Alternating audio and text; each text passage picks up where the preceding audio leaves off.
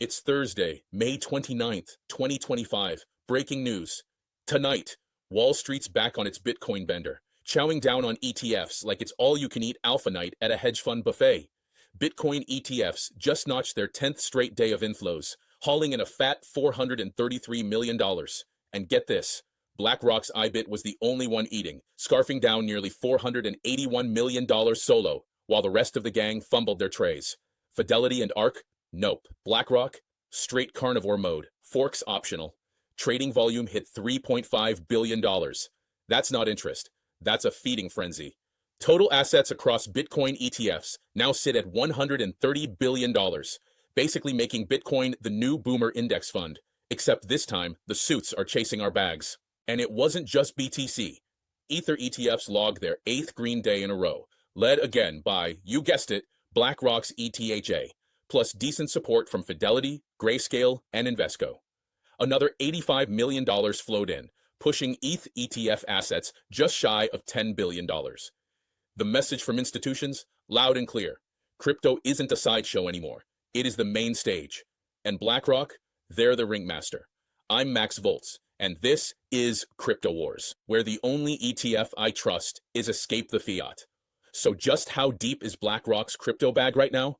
Try record-shattering. The iShares Bitcoin Trust, also known as IBIT, or as we like to call it, Larry Fink's digital Death Star, has already pulled in $6.22 billion this month alone.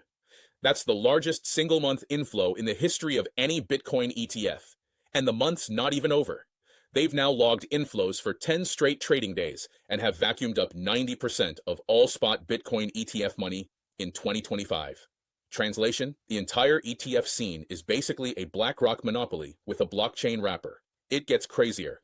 IBIT's biggest day this month saw $877 million roll in, nearly $1 billion in a single 24-hour window. The rest of the ETF market might as well be playing with monopoly money. Even the president of ETF Store said it's starting to get ridiculous.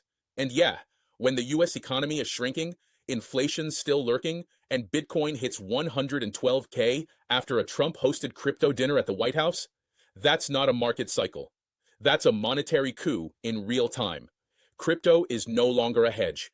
It's the hedge fund. And now, for all you boomers who bought Bitcoin but still sleep with a gold coin under your pillow, Cantor Fitzgerald has a new bedtime story just for you. The Wall Street heavyweight just announced a Bitcoin fund with downside protection backed by physical gold. That's right, Bitcoin for the brave, with a little golden pacifier for the faint of heart. Cantor's CEO Brandon Lutnick unveiled the fund at the Bitcoin 2025 conference, saying they wanted to bring in people who are still scared of Bitcoin. So they're offering uncapped upside on BTC with the safety net of gold if things go sideways. It's like pairing a rocket ship with a parachute made out of Krugerrands. Gold's been doing numbers this year, up over 25%. And trading north of $3,300 an ounce. Bitcoin, still the roller coaster king, surging to 112K, dipping below 75K, and now hovering just under 106K. Investors have started treating it more like a risk-off asset, whatever that even means in 2025. This new hybrid fund is Cantor's latest flex in the crypto arena. They're already behind Tether's treasury custody and just launched a $2 billion Bitcoin lending business. In other words, they're all in, but they brought Grandpa's gold bars along for the ride. Crypto volatility, meet boomer security blanket. Well, looks like El Salvador just passed its IMF review with flying colors, despite doing the one thing the IMF hates, stacking sats. That's right, the Bitcoin-loving Central American nation just cleared the latest hurdle in its $1.3 billion credit facility agreement. The IMF said El Salvador's performance was strong, structural reforms are on track, and most economic targets were comfortably met. Translation: Bukele's government is crushing the playbook, even while flipping pages out the window. El Salvador's Bitcoin reserves still growing. Even though the IMF said stop buying, Bukele just keeps quietly adding to the national wallet like it's his personal hardware ledger. And somehow, there's no violation on the books, because officially, the total Bitcoin holdings haven't changed. Unofficially, let's just say Bukele's got more tricks than the IMF's compliance department has spreadsheets. The fund even admitted the economy is expanding, confidence is rising, and remittances remain strong, all while the Chivo wallet, the state-run BTC app, is supposedly being unwound. So either Bukele's figured out how to do quantum accounting, or the IMF just blinked. Either way, Bitcoin is still legal tender in El Salvador, the reserves are still growing, and the global monetary cartel just gave them another $120 million. How's that for decentralization? Across the pond, Nigel Farage just turned his political party into a Bitcoin node. Speaking at the Bitcoin 2025 conference in Vegas, because of course, that's where British politics lives now.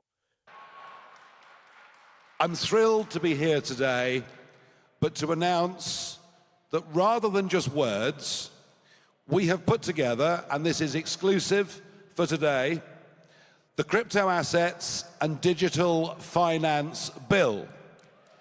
Months of work, ladies and gentlemen. We will campaign for this, and we'll put it in place when we win the next general election.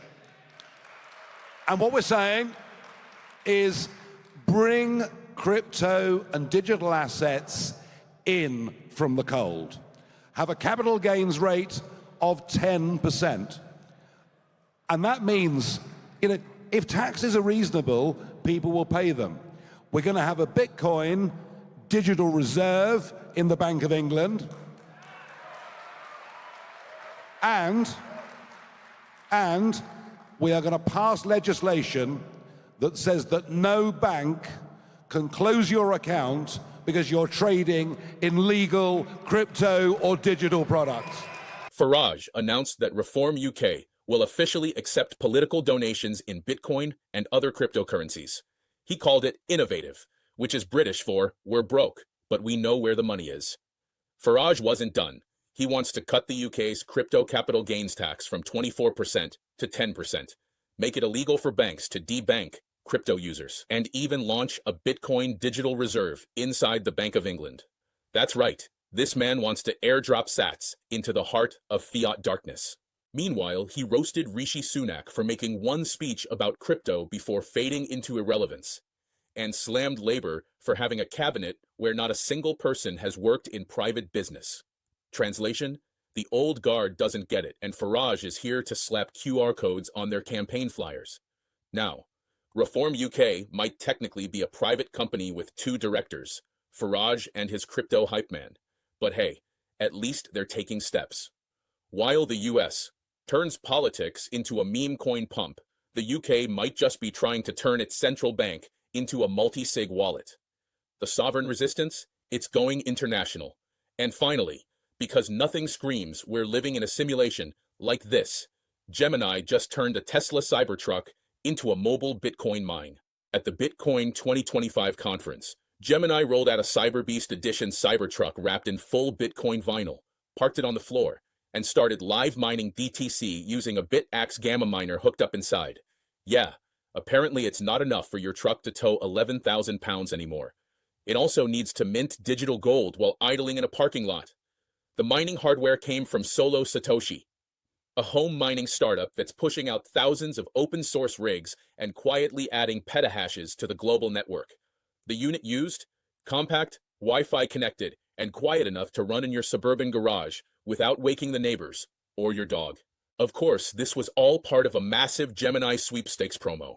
Spend $50 on a Gemini card or trade $50 on the exchange, and you can enter to win one of two Cyberbeasts worth $113,000 each, plus cash and travel money for pickup. Because nothing says financial responsibility like earning a shot at a six-figure truck by swiping your way through crypto. And while Bitcoin mining rewards just got slashed in half and hash prices hit historic lows, the network's total hash rate is blasting past 831 exahashes per second. Profit margins may be thin, but the hash war is still raging. And now, apparently, it's riding shotgun in your electric pickup. Well, freaks, that's a wrap on tonight's CryptoWars transmission. In a world gone fiat, we're the digital gorillas, so load us into your feed like we're ammo. Subscribe, share, and fire off that support, because every click is gunpowder. Good night, freaks. Stay sovereign and stay spicy.